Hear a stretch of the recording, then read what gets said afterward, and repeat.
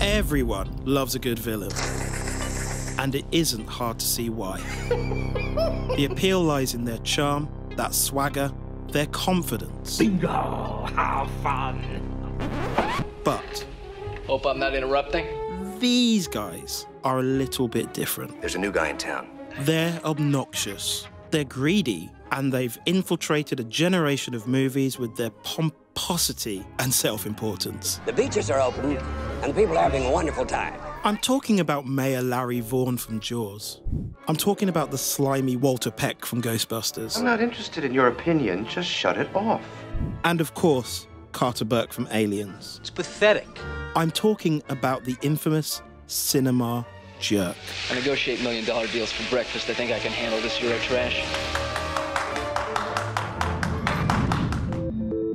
Often a corporate administrator or mid-level jobs worth, the cinema jerk is rarely the big bad of the adventure, yet they're frequently a dude with the biggest chip on their shoulder about our hero. I want to know more about what you do here. They're the guy in the suit who is so happy to stiff our working Joe hero for a small chance of monetary gain. Fellas, let's be reasonable, huh? Murray Hamilton's portrayal of Mayor Larry Vaughn in Jaws is still topical now, and with good reason. For Christ's sake, tomorrow's the 4th of July, and we will be open for business. He's a man so obsessed with maintaining the status quo, by which I mean making his seaside town remain profitable, that even with the risk of man-eating sharks, he won't close the beaches for the safety of his own citizens. Please, gentlemen. Feel like going for a little ride?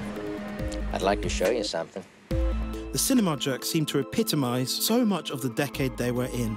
When you look at the presidential era of Ronald Reagan, an era defined by capitalism and financial gain, we should not be surprised that so many of these greedy, self-serving cinema jerks seem to appear here. Steve, you look like shit. Aren't you feeling any better? Look at Poltergeist Mr. Teague and his classist decision to remove the headstones in order to make way for a lucrative new development, regardless of the consequences. Son of a bitch, you left the bodies and you only moved the headstones! You only moved the headstones! Congratulations, Bob. Thanks. There's also Bob Morton and Dick Jones in Robocop, two sleazeballs selling the idea of a militant private police force and getting drunk off the spoils. And who can forget the ultimate smarmy blowhard, Carter Burke in Aliens. This is so nuts.